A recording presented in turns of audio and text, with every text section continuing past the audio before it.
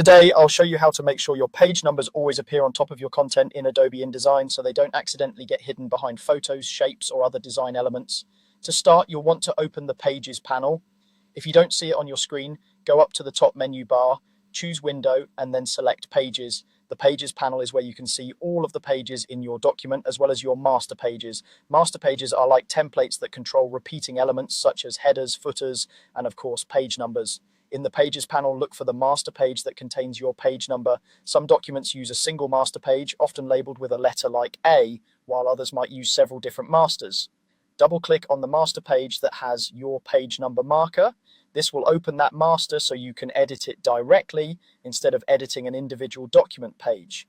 On this master page, you should see the text frame where your page number lives.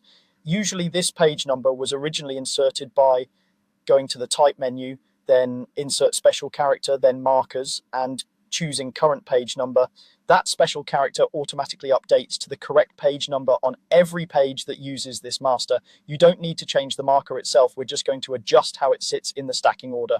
Now, select the page number text frame using the selection tool. The selection tool is the black arrow in the tools panel, and it lets you grab entire frames, move them, and adjust their properties. Click once on the page number frame so you see the bounding box and the handles appear around it.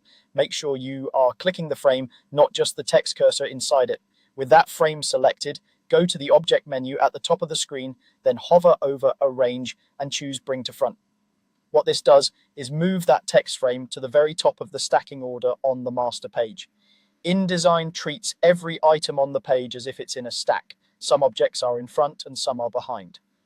By bringing the page number to the front, you are telling InDesign that this object should appear above everything else that might overlap it. Once you've done that, the change will apply to all document pages that use this master. Your page number will now sit on top of images, color blocks, or any other elements that extend into your footer or header area. If you ever notice a page number getting covered again, just double check that you are editing the correct master page and that you have brought that specific text frame to the front.